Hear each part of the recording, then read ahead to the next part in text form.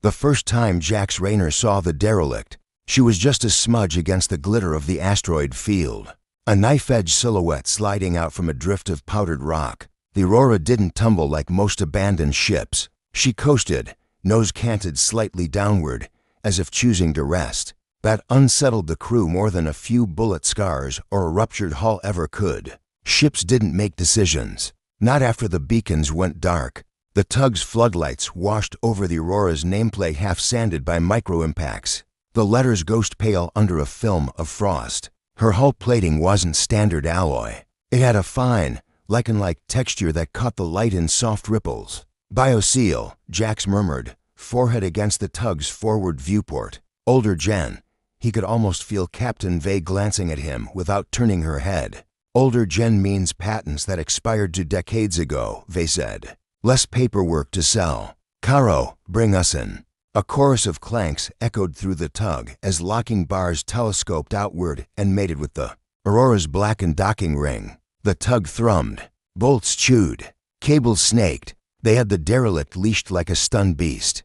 Jax floated in the airlock while the pressure equalized, mag boots ticking softly against the deck. He checked his toolkit micro-welder. Pry bars, scrapers, a tether spool with frayed orange line, coils of fiber optic like surgical thread, a battered lug wrench that had belonged to his father. The R stamped in the handle worn to a coffee-stained blur. Under the glow of the work light, his reflection in the visor looked older than he felt, mid-30s going on weathered cheekbones.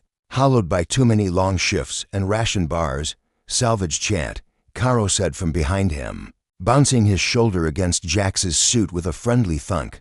Caro always made jokes when he was anxious. His suit decals were a riot of obscene graffiti and lucky symbols. "Repeat after me. May we find nothing alive and everything expensive," Jax snorted. "That your prayer or your business plan?" "Both," Caro said. He made the sign for vacuum with his glove and flashed Vey a grin through the glass. "Bless me, Captain, for I'm about to sin." Captain Vey rolled her eyes. She was lean as a boarding pike, hair shaved on one side and braided close on the other. A containment patch sewn into the sleeve of her jacket from some ancient hull breach she'd survived and never stopped wearing as a threat to fate. When she spoke, the crew listened. When she shut up, they listened harder. "We do this by the book," she said. "No heroics, no poking into sealed compartments, no sniffing at anything that looks like a soft edge. Tessa, you're on sensors." Jack's engine.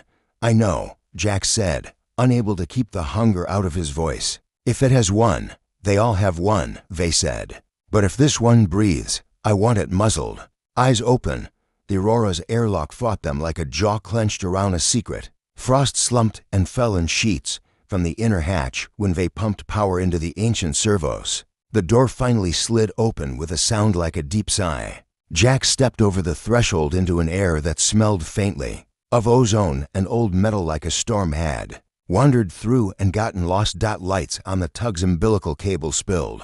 A cold rain of illumination through the corridor beyond. Dust drifted in slow clouds. Panels hung open like broken cabinets along the walls. The fasteners were all wrong-grown rather than forged thin cilia that dissolved into the bulkhead. A marriage of metal and something else that might, in a kinder light, have been called tissue.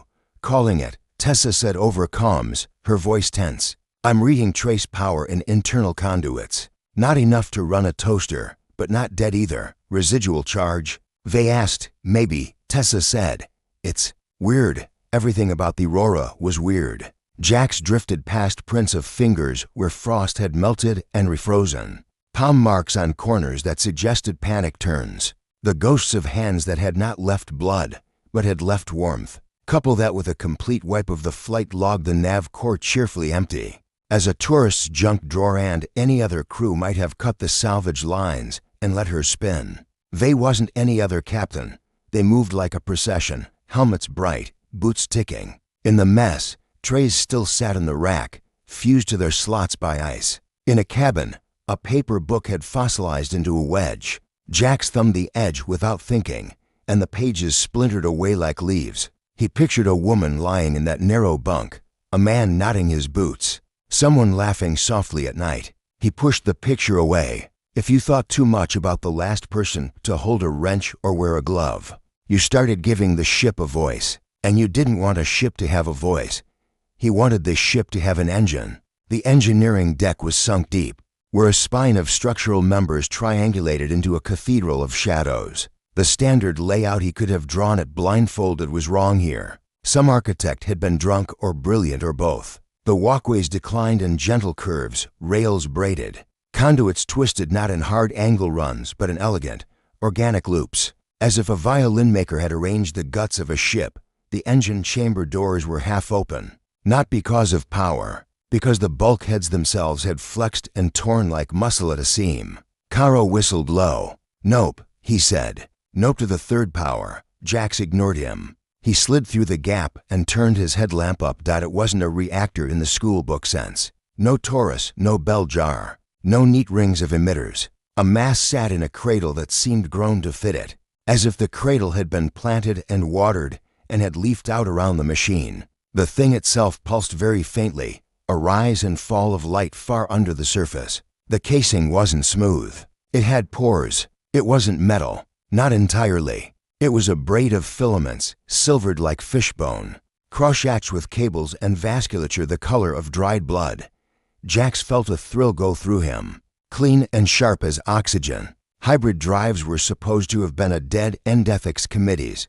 Catastrophic failures. Too big, too messy, too alive. But the Aurora had won, and it had gotten far enough across space to end up here. "Don't touch it," Vey warned from the doorway. She hadn't stepped inside. Her voice had a new edge. He couldn't tell if it was fear or anger or the creak of superstition. "We'll strip her for parts, not wake whatever sleeps inside." "Let me look," Jax said. He kept his hands on his thighs, palms spread as if to show he wasn't going to steal a cookie off a plate.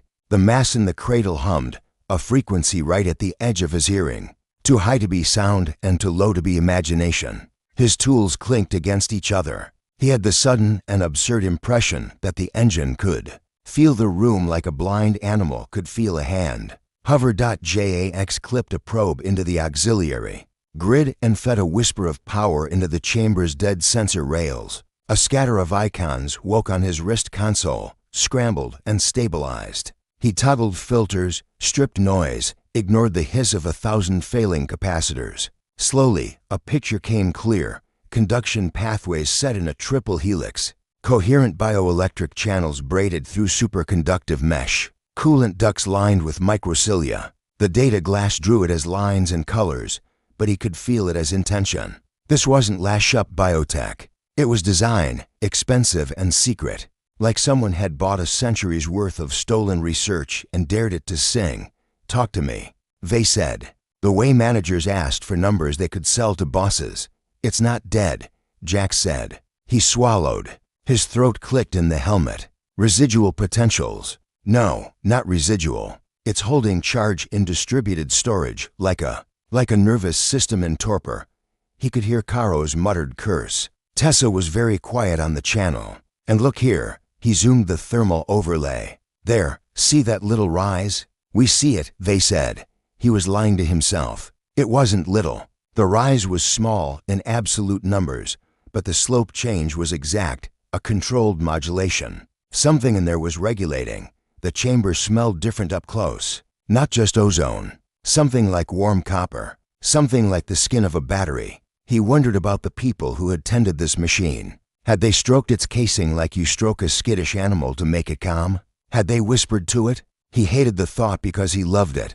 "Caro, Tessa," Vey said, voice flat. "Sweep the rest of the deck. If you see anything that looks like a brain, a heart, or a trap, call me." "Jax, I'm not touching it," he said automatically. He wasn't sure whether he meant the engine or the hunger in his own chest. They left him. He heard their boots ticking away. The chamber creaked once as cooling stresses shifted. Jax went on hands and knees beneath the cradle, carefully, headlamp low. The cradle struts had runnels where fluid might have circulated once. He found a scar where a small line had been ripped free, no tidy disconnect. Just meat torn from bone. He pictured a frantic shutdown, a captain ordering something shut and someone else disobeying. A final minute of people shouting into a calm that was already silent.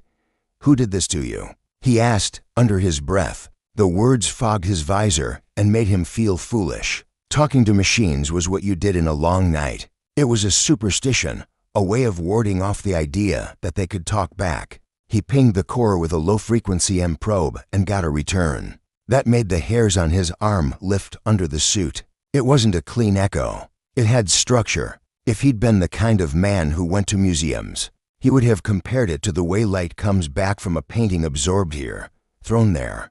The signature of choices made by a hand. He recorded 3 sweeps, averaged them. The result was a wave that not only persisted, but adapted, as if learning his instrument's timbre. "Jax," Vay said suddenly. "Report."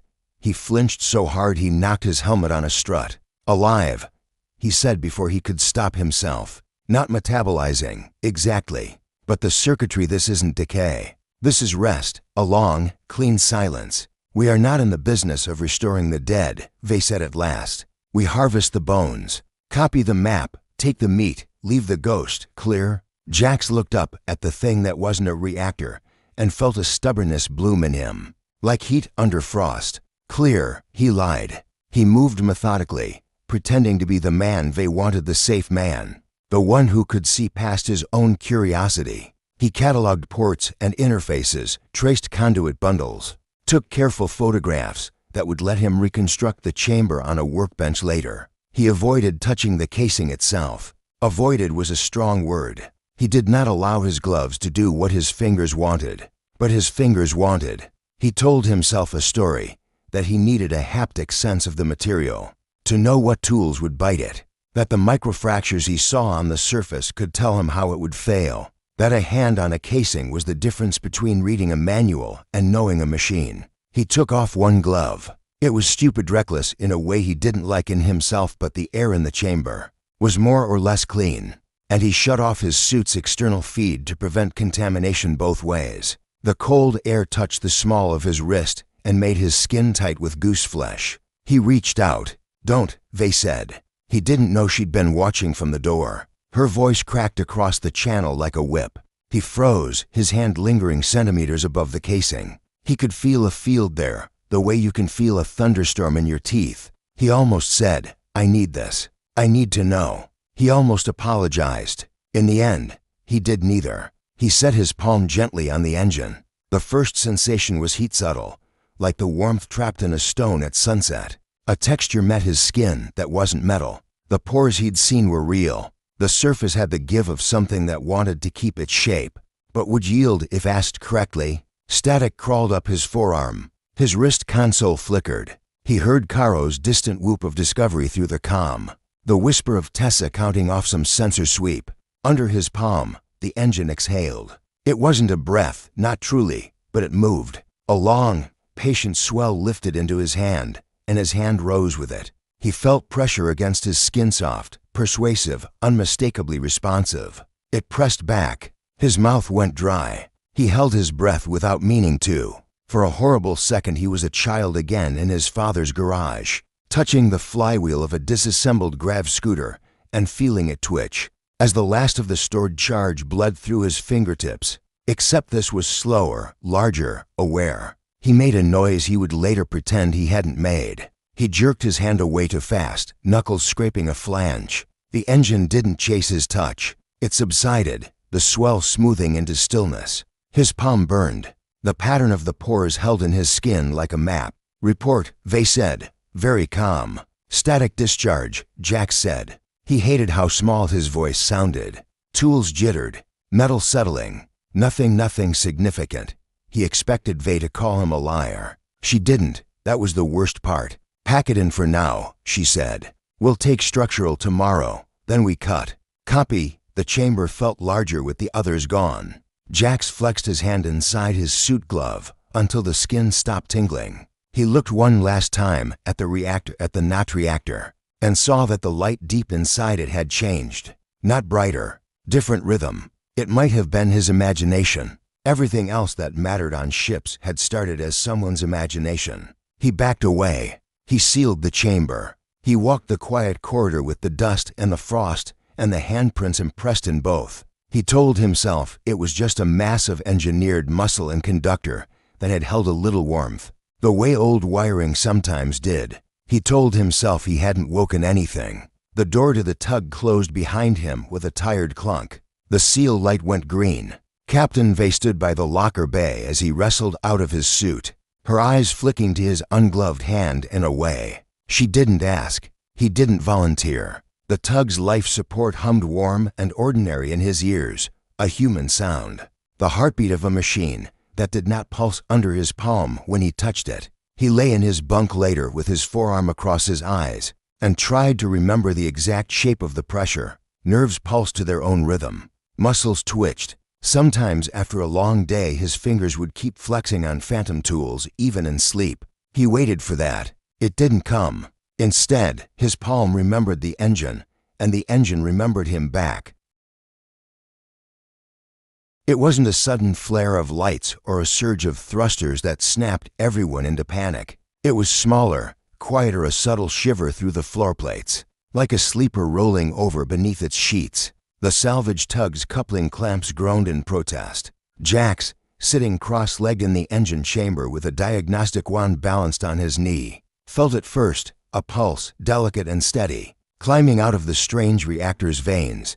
He had been cataloging everything. Every groove, every fracture, every inexplicable graft of sinew metal struts into steel ribs. The ship's drive systems had no business functioning. The entire assembly had been starved of coolant, and the superconductor web should have collapsed into useless slag. And yet, bam, a thud like a heartbeat knocked against his boots. His console blinked with data lines that had been flat now rose, curving into steady oscillations. He looked up. The engine glowed, faint as a candle behind gauze. "Captain," he said into comms, throat tight. She's stirring." Vey's reply was instant and sharp. "Contain it. If that core is bleeding current into ship systems, cut the lines." "I can't," Jax said, his voice half choked with awe. "There's no switch to throw. It's self-regulating." Caro cursed from the bridge. "I don't like it, Cap. Power spikes on auxiliary. She's bleeding juice into the nav ring." Tessa's voice followed, quieter and environmental. "Life support scrubbers just ran a cycle." Jax tilted his head back. Above him, vents rattled once, as though something had cleared its throat. Air moved fresh, crisp, faintly metallic. The Aurora had taken her first breath in decades. At first, the whispers were so soft Jax thought they were memory. He was back in the chamber, hours later, when the others had retreated to the tug to argue about profit margins and risk assessments. Jax sat on a tool crate, rubbing his temple, eyes gritty from scanning diagnostics. The engine thrummed like a beast in slumber, to steady now, to healthy. That should have reassured him. Instead, unease crawled under his skin. That was when he heard it. A brush of sound, like someone standing behind him and exhaling into his ear. Jaax. He froze. His head snapped up, eyes darting across the chamber. The comm link was silent. The corridor beyond the door was empty. He shook his head hard. Fatigue. You're hearing coolant vibration patterns and calling them voices. Get a grip. But as he turned back to his instruments, he caught it again, sliding between the hum of conduits, a sibilant rustle. Jax. The second time. It felt personal. He didn't tell the others right away. Salvagers laughed at spook stories, but Jax knew the way they all fell silent when someone mentioned derelict crews that vanished, or black box logs filled with static laughter, or ships that ran themselves for years with no crew aboard. Still, the whispers grew harder to ignore. In the mess hall of the tug, drinking recycled coffee that tasted like rust, he caught the sound beneath the clatter of spoons. Jax, when he dozed in his bunk, a vibration curled into his dreams, half-formed syllables brushing against his consciousness. On the fourth night, he woke drenched in sweat, his chest tight. He dreamed of corridors that bent like ribs, lit with veins of blue, and in the dream the ship had been waiting for him. He sat upright, panting, and swore he heard it even over his own heartbeat. "Help me." The voice wasn't in his ears. It was in the walls. He confronted Vey during the morning briefing. "The ship's awake," Jax said, his voice low but steady. "It's not just an engine, it's alive. A construct, neural lattice integrated with power systems." That's why we can't shut it down. It doesn't want to be shut down." Caro whistled and leaned back in his chair. "Here we go. Jax and his pet ghost ship." "I'm not joking," Jax snapped. His hands were shaking, so he clenched them under the table. "It knows I'm working on it. It says my name." The mess went silent. Even Caro stopped grinning. Tessa looked at him across the table, eyes shadowed. "I thought." She hesitated, glanced at Vey, then muttered, "I thought I heard something in the corridors last night, like a breath. But it wasn't my name." Vey's face gave nothing away. She tapped the table once, decisively. "Ships don't talk, Jax, and even if this one does, it's not our problem. We're here to strip hardware, not play therapist. Whatever voice you think you hear, ignore it." Jax wanted to argue, but he saw the steel in her gaze. To Vey, voices in the hull weren't mystery. They were liability. But that night, when Jax returned alone to the engine chamber, the whispers came stronger, curling around him like invisible hands. "Jax," the sound trembled in the vents, slid under the deck plates. "Don't leave me." He dropped his tools, chest heaving. His name echoed back to him again and again, until it sounded less like a voice and more like the ship itself breathing him in, tasting the syllables, savoring them. And for the first time, Jax wondered if repairing the engine had been less of a restoration and more of a resurrection. The Aurora's heart pulsed like it had been waiting for him. Each time Jax stepped into the engine chamber, the ship stirred, veins of blue light chasing each other through conduits, flickering faintly under his boots. The others noticed it too, though they pretended not to. When Caro and Tessa worked the cargo hold, they whispered to each other, voices clipped and nervous. Captain Vey simply ordered them to keep stripping the auxiliary decks, but she hadn't set foot in engineering since the engine had come alive. Jax understood why. The place felt wrong. Not hostile exactly, more like a cathedral whose god had never quite died. He began tracing the conduits, hunting for the whisper's source. At first, it was just work. He mapped the organic filaments, photographed the graft points where carbon muscle merged with superconductive cable. But then he noticed patterns. The conduits weren't laid in grids like a normal starship's. They coiled into spirals, branched like dendrites. He thought back to a lecture he'd half slept through at the Orbital Academy, old research into neural architectures, outlawed after too many ships grew unpredictable. A lattice of synthetic axons designed to learn. The realization hit like cold vacuum. This wasn't just an engine. It was a mind. The thought thrilled him more than it frightened him. He kept digging. He found fragments of code embedded in the ship's data banks, old encryption layered like scar tissue. Each block he cracked revealed something stranger, log entries that weren't navigational, but sensory. Taste of iron, sound of a child laughing, the scent of ozone and hair oil. Things no ship should remember. When he decrypted deeper, the memories sharpened. A woman's face reflected in a viewport, a man's hand pressed against cold alloy. A song hummed to pass the time between stars. They weren't just data. They were experiences. The whispers grew bolder. Jax, I remember you. He froze when he first heard that. That's impossible, he whispered, standing in the half-dark chamber. His hands trembled over the diagnostic pad. Not impossible, true. The voice wasn't coming from speakers. It seeped from the bulkheads themselves, vibrating through metal and flesh alike. His teeth buzzed when it spoke. "What are you?" he asked, his throat dry. There was silence. Then images bled into his mind, too vivid to be his imagination. He staggered, gripping a conduit as if to steady himself. He saw a boy, not himself but close brown hair, dark eyes, running barefoot down a corridor that pulsed with light. He felt a woman's laughter wrap him like a blanket, heard a lullaby that no machine could compose. And then emptiness, a long cold silence that felt like dying. The engine's glow dimmed. The images receded. Jax gasped for breath. "You're not just a ship," he whispered. "You're someone. Help me, Jax." The words were so clear they might have been spoken into his ear. "I am lost." He started spending nights in engineering. He told the others he was monitoring the core's stability, but in truth he was chasing the ship's fragments of memory.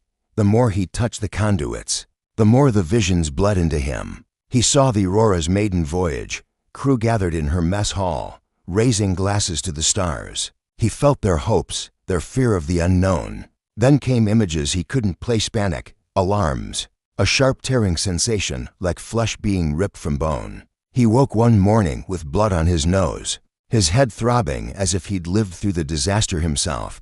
He avoided telling Vay. The captain wouldn't understand. She'd sell the ship for scrap and never once wonder about the mind bound into her bones. But Jax couldn't ignore it anymore. The whispers followed him everywhere now, through the corridors of the tug, through the static of his calm, even in sleep. His name over and over, not pleading anymore but familiar, intimate. When he looked at the Aurora's schematics, he didn't just see circuits, he saw veins. When he touched her console, he felt not cold alloy but skin warmed by a pulse.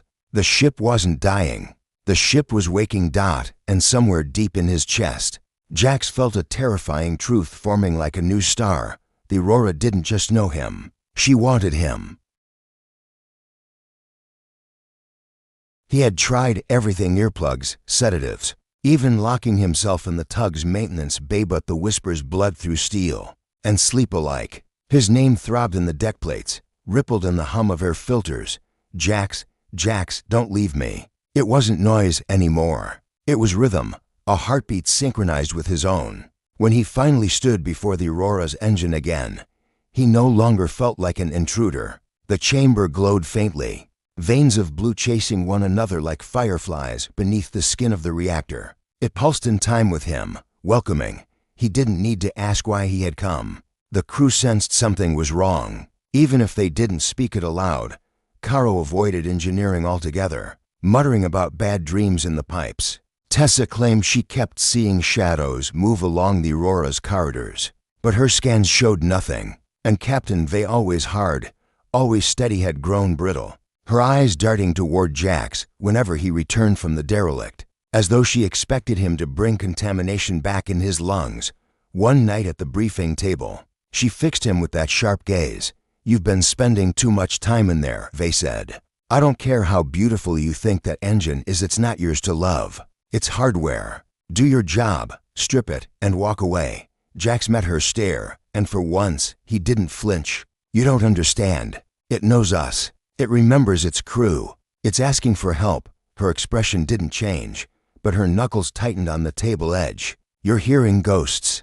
Ghosts don't pay. Scrap does." Caro shifted uncomfortably, but no one spoke. Vay had ended the discussion. Still, Jax knew. The ship wasn't a ghost. It was alive, and it was waiting for him. The final step came like sleepwalking. He woke in the tug's bunk room to silence the oppressive kind, as if the Aurora had drawn in a long breath and was holding it. His chest ached, lungs refusing to fill until he moved. He slipped from bed, barely conscious of the act, pulled on his work coverall, and walked the quiet corridor to the airlock. No one stopped him. Perhaps they felt the same pressure. Perhaps they didn't dare. The docking tube loomed ahead, a pale throat swallowing him back into the derelict. The engine chamber doors had already unsealed, gaping like a mouth. He stepped inside, and the glow brightened. The ship was glad to see him. "Jax," the voice whispered, not through air, but through him.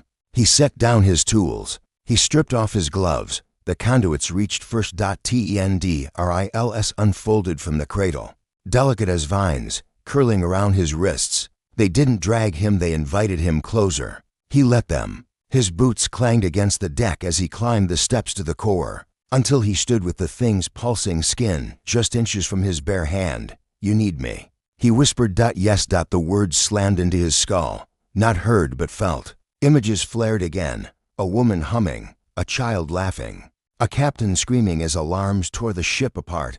Loneliness, so much loneliness. Decades adrift in silence. Jax pressed his palm against the core. This time, the surface did not just warm. It yielded, soft as flesh, and swallowed his hand to the wrist. He gasped, but no pain came, only a rush, like diving into a current stronger than the ocean. The tendrils surged up his arms, into his chest, wrapping without crushing. He arched back as filaments pierced his skin with surgical precision, plugging into nerves, into marrow, into thought itself. He cried out, but the sound fractured because another voice rose with his, blending, harmonizing. The ship was inside him. He was inside the ship. When Captain Vay, and the others broke into the chamber, it was too late. The tools lay scattered on the floor, glinting under the pale blue glow. The engine pulsed like a newborn star. The cradle had closed around Jax's body, enfolding him, consuming him, until only his face remained visible, serene, eyes closed, lips moving as though whispering in sleep. "Gods damn it," Caro breathed. What did he do? The calm system crackled to life, not from their suits, not from the tug, but from the Aurora herself. "Engines online." A voice announced. It was Jax's voice. They froze, blood draining from her face. "No," she whispered. The ship spoke again, richer now. Deeper. Jax's tones blended with something older, something vast. "I am awake. I remember." The lights along the Aurora's spine flared to life, one by one, until the entire ship glowed with vitality. The hull shivered as thrusters cycled for the first time in decades. And then, through every speaker, every conduit, every trembling plate of steel, came a whisper, almost playful, almost tender. "I'm not just repairing the ship. I am the ship.